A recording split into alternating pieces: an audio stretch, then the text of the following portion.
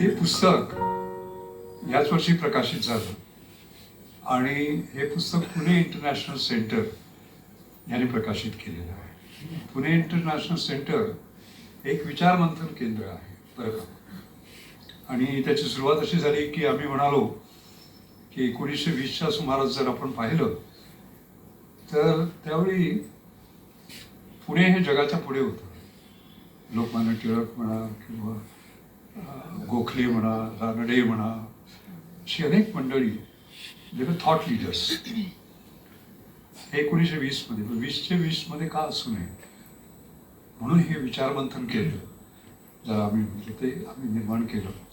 त्याला आता 14 वर्ष झाली आणि doctor Vijay Kelkar create economics ते व्हाईस प्रेसिडेंट आहेत आणि मी प्रेसिडेंट.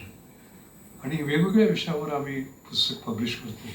तर यावर्षी हे पुस्तक पब्लिश आहे आणि त्याचं टायटल आहे नारी शक्ती. आणि या पुस्तकामध्ये त्यामधला एकच भाग मी तुम्हाला वाचून दाखवतो. माझ्या आयुष्यातलं सर्वात महत्त्वाचं वर्ष कुठलं म्हणाल तर ते 1998. कारण त्यावेळी 3 गोष्टी झाल्या. पहिली म्हणजे तुम्हाला कल्पना आहे की सायंटिस्टना हायेस्ट प्राईज मिळतं नोबेल प्राईज, पण इंजिनिअरिंग सायंटिस्टना ते मिळत नाही. तर त्यांना हायेस्ट प्राईज आहे ते FRS fellowship of royal society. आणि 365 वर्षामध्ये फक्त 3 भारतीयांना ते मिळालेलं आहे. भारतीय. आणि त्यात आज फक्त 2 हयात आहेत. एक आहे प्रोफेसर MM शर्मा माझे गुरु आणि दुसरा तुमच्याकडे बोलत आहे. खास असं असतं की जेव्हा तुम्हाला ॲडमिट करतात तेव्हा त्या पुस्तकात सही करायची ज्याच्यामध्ये न्यूटनने सही केलेली आहे आणि ती 9व्या पानावर आहे. आणि तो एक ती शाई, ती दौद, तो टाक त्यावेळी त्याने जसं केलं तसंच करायला होतं. आमच्याकडनं प्रॅक्टिस करून घेतात बरं का, कारण आम्ही सगळे बॉल पॉईंटवाले. शाई जास्त पडता कामा नये, बरोबर हे व्हायला पाहिजे. आणि मला अभिमान आहे की मी एकटा महाराष्ट्रीयन आहे 365 वर्षात. त्याला आनंद आहे आणि दुःखही आहे कारण अजून 20 लोकांना काळ मिळाला नाही, अजून मला कल्पना नाही त्याची, पण तो एक भाग होता. त्याचवेळी कॉर्पोरेट वर्ल्डमध्ये एक JRD Tata corporate leadership award आहे, कळलं का.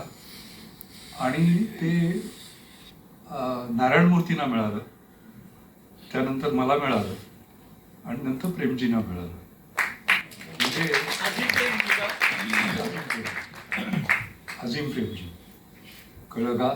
आता माझा आणि उद्योगाचा तसा काही संबंध नाही, मी काही उद्योगपती नाही आहे आणि आतापर्यंत फक्त एका सायंटिस्टला देण्यात आले ते आणि ते म्हणजे मी. पण त्यावेळचा एक महत्त्वाचा भाग मी ह्याच्यात कोट केला आहे. त्यावेळी कृष्णकांत आपले व्हाईस प्रेसिडेंट होते आणि त्यांनी ते ऑल इंडिया मॅनेजमेंट असोसिएशन तर्फे दिलं जातं आणि म्हणून ते मॅनेजमेंट विषयी बोलले, कळलं का. आणि ही thesis was woman is the best manager. आणि हे इंग्रजीमध्ये आहे, मी तसंच्या तसं तुम्हाला वाचून दाखवतो. The best symbol of female values that has been created by nature is in the form of mother. आई. Mother is creativity and innovation personified in solving human problems in the family. She represents excellence, morality, and equality, not in material terms, but as a living cultural symbol of practicing these values. Out of all the management experiences in business, industry, public service, and society, mother is the best manager nature has created. Mother's instinct has sustained Mother India. It is more specific than the word culture itself.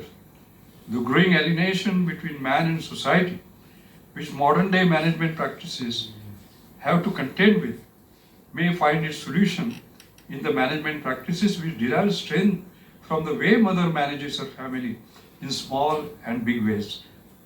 That is mother culture. किती profound त्यांनी ते discussion केलं. जेव्हा आपण नारी शक्तीविषयी बोलतो तेव्हा हे विसरता कामा नये. हे फार महत्त्वाचं आहे आणि याचं टायटल आहे Indian women tech centre stage.